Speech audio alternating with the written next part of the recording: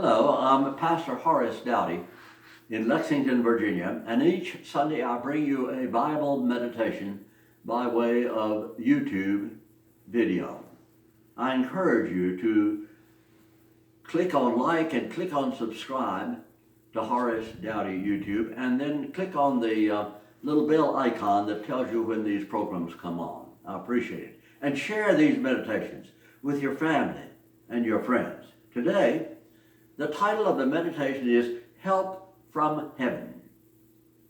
It happened about 3,000 years ago, but the story continues to this day.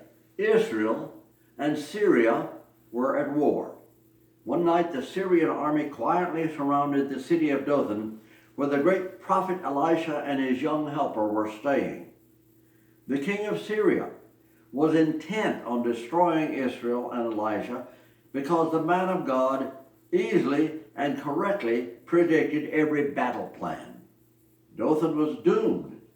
Every human being in the city was scheduled to die by noon the next day. The rising sun glittered on the weapons of well-equipped enemy soldiers, and Elisha's young helper panicked. Death was out there, immediate, certain. Nothing could save the town and the people. His voice was tight with terror, and he screamed at Elisha, "What can we do?" The prophet, calm and sure, first told the boy what not to do. Do not be scared. We have more power than they. Then Elisha spoke two simple prayers. Lord, open the boy's eyes. Lord, close the eyes of the enemy. Both prayers were answered. The boy, looking out the same window, suddenly saw more than enemy troops. Engulfing the Syrian army was a much larger force, a blazing array of fiery horses and chariots. What a relief! Liberation was at hand. But that heavily armor was not needed nor used. All the enemy soldiers instantly went blind, making them helpless. Elisha called out to them, "Don't worry, I'll take care of you, I will lead you, follow me."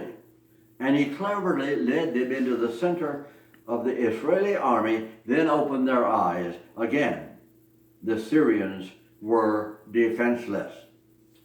The Israelis were primed to slaughter every one of them. But Elisha intervened. No, he said, feed them a hearty breakfast and send them home.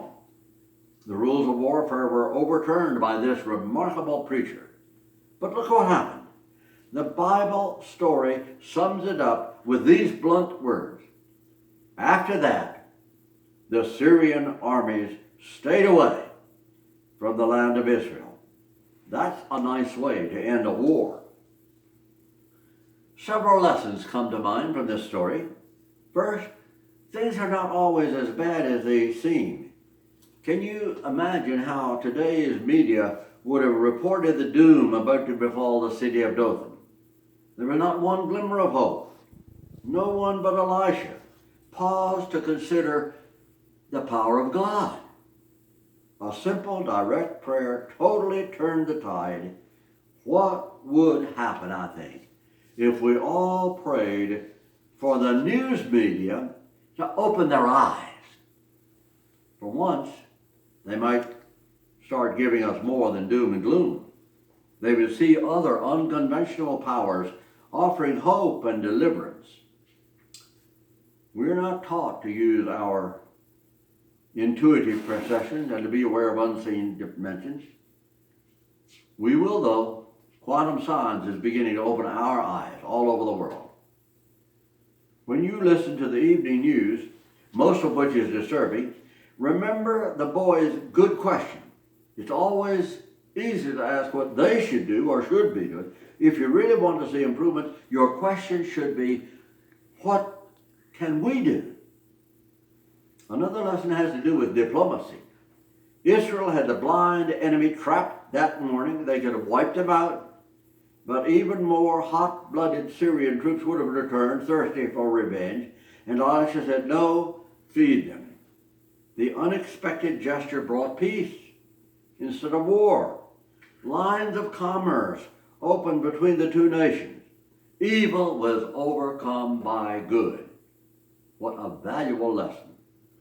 I suspect that every adult at some point has faced a time when there seems no answer, no way out, but a higher power intervened that day and life went on. Don't forget such times. Focus on the unexpected deliverance. It can and will happen again. Of course bad things happen. Any newspaper is eager to list them for you. But good things outnumber the bad. For example, you won't go hungry today or tonight. You are uncommonly safe. You can sleep at night without fear. How often do the newscasters mention these miracles? Again, you are living on soil as productive as any on planet Earth. You may choose to consume and grow and eat food that was grown far away, but you don't have to. You can grow it yourself, just as your family did a generation or two ago. America does have a ridiculous national debt, but our nation is not bankrupt. Like Elisha's young helper, look out the windows and you see a land out there flowing with milk and honey. Farmers are eager to feed the world. And beyond these fertile meadows are national forests worth trillions of dollars. Out there is a public parkland, superhighways, and mineral deposits whose value cannot even be calculated. No nation is more fortunate. We still have energy and intelligence and ambition. Virtually every person you meet today is cheerful, compassionate, ready to lend you a helping hand. It seems to be in our DNA. If you tend to think that murderers and perverts are in the majority, you're looking out the wrong window. You're not seeing what Elisha wanted his helper to see. It is heaven's army.